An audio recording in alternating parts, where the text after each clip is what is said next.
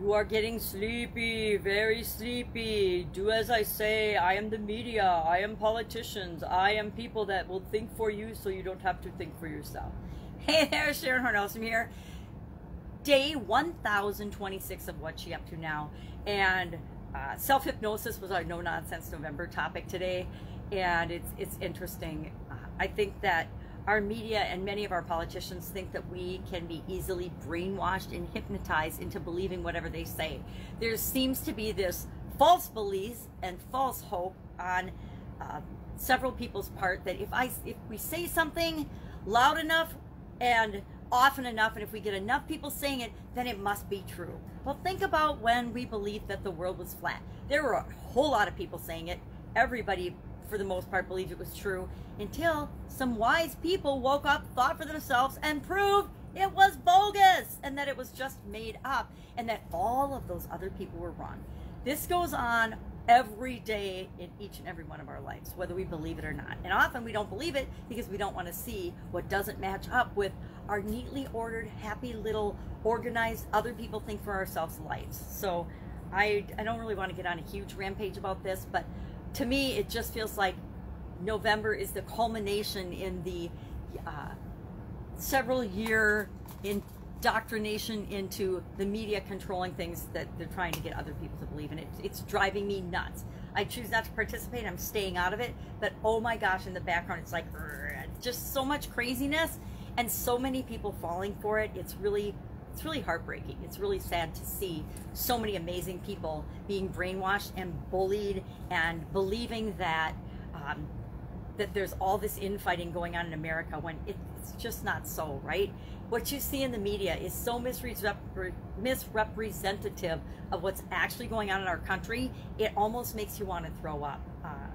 You know, the lying about there wasn't anything that happened in Minneapolis with respect to rioting. Over 1,000 businesses were destroyed. And guess what, people?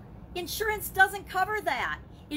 All the people that are saying, oh, well, they have insurance for that. That is so ignorant. If you've ever owned a business, you know acts of violence or acts of terror, which all of this rioting has been described and distinguished to be and proven to be, no matter what other people want to call it, your insurance doesn't cover you for that. Guess what? If somebody comes and well, I guess there's different stipulations, but for the most part, that is an ignorant and false statement and should be flagged as fake news. Now, I don't want to even get started on the media censorship and fake news and all the nonsense that's going on with that.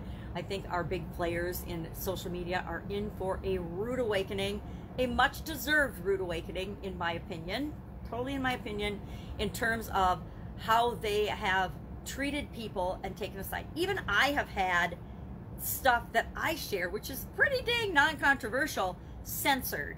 And it's not about politics or either side or any, and guess what? There's a lot more sides than two sides in America, right? Red or blue, ridiculous, right? Nobody is aligned totally on these party lines except for a few really bad extremist groups. And you know, it's like the whole, we punish everyone or we treat everyone as if they have the same beliefs. It's so not true. So no nonsense November, self-hypnosis.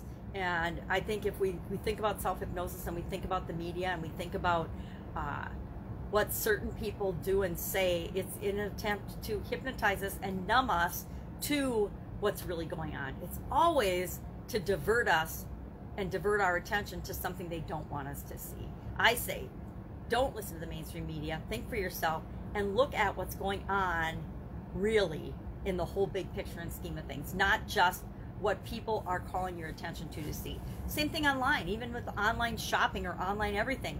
You're going to get scammed over and over again if you don't see through the BS and actually do a little homework and a little research. Even by big companies like Amazon and eBay, you're going to get scammed and you're going to get hurt if you don't.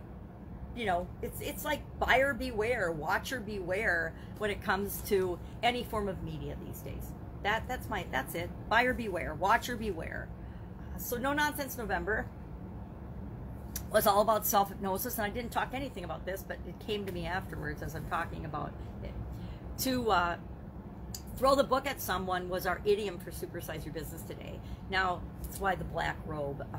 to throw the book at somebody, in my opinion, means you're going to set and make an example of them by giving them the harshest possible punishment for breaking the rule, breaking the law with respect to judicial system, or breaking a rule in your business or in your home or in your school or in your organization or in your club. Some people break a rule they don't even know is a rule, and they'll be banished for life, right? Back in the olden days, they used to banish people from the village if they made a mistake or if they did something wrong. That's a pretty big deal, right? And I think that we're seeing a lot of that in America right now, where people are overreaching and overstepping and just being ridiculous about things like COVID gatherings and holiday gatherings and canceling Thanksgiving for everyone because of COVID. Now, yeah, COVID is a serious thing. I'm not undermining that. But I know as an individual who is a high risk, it's my responsibility to do what's right for me and those I love and care about and take care of myself.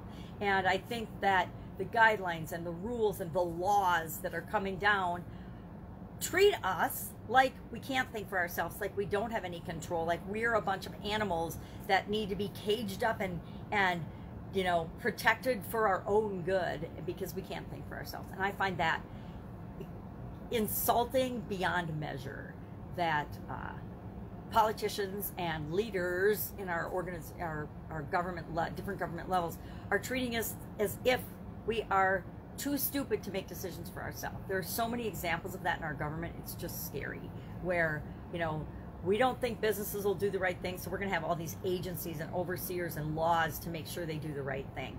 We don't believe people can make the right decisions for their kids, so we're going to make it the law that if they want to go to school, they have to be vaccinated with all these vaccines.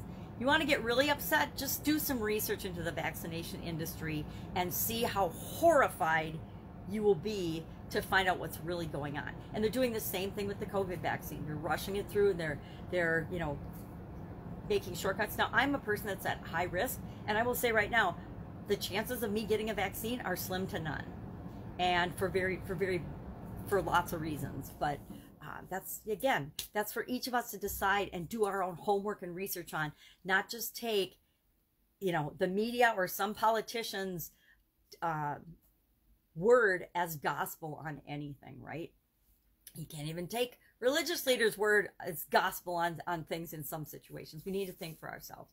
Fun challenge today was about the best party ever, the best party you've ever been to, which is really fun. We forget to go back and think about some of the awesome, amazing times we have. We don't have any trouble thinking of all the miserable times we've had in our life, but how often do we actually go back and revisit some of the greatest moments? We should do that every day. We should spend a couple of minutes just remembering our greatest hits, the greatest times of our life, because that would create more of those in our life. So working on my daily content, of course. Yesterday, granddaughter's super fun day. And we saw an old family friend I haven't seen in ages, because I've been kind of, you know, isolated and separated from other people because of COVID, right? Because we're going to be careful and we're going to take personal responsibility for ourselves. So that is basically what I'm doing and working on right now. Book is being edited and added graphics and supplemental materials to right now. What else is going on? Working on a summit for early next year. Have not decided on the exact framework, the number of speakers, the exact timing. I'm going to have to break out a calendar and look at that and work on that today a little bit. That's a good idea. Just thought of that. But it's also supposed to be nice today, so I am selfishly going to get outside and have an amazing walk, because it's probably the last relatively warm day without snow that we're going to have in many, many months. So I want to get some outdoor time. Have an awesome day. If I can help you anyway. Any questions about offline businesses? I've spent, 47 years running over 27 different businesses and industries in the offline world, and over a quarter century in the corporate world. And then I've moved the last almost 4 years online now. So any questions about any of that? If you're stuck and you don't have anyone to ask, one of my biggest frustrations coming through this online process, and even having businesses of my own, is I didn't always have my awesome corporate team of resources and people that I could go ask when I had a problem or a question or a concern or a thought or an idea. And sometimes we just don't have that person. I want to be that person for you. So no matter where you are, if you're stuck on something, I don't guarantee I have and am the resource and the answer for you, but I do know that I can help you get to that next step and identify and do the next thing so that you never have to feel stuck. All right, have an amazing day. I'll be with you tomorrow to document my journey as I transition from the brick and mortar world to the online world. Have an awesome day.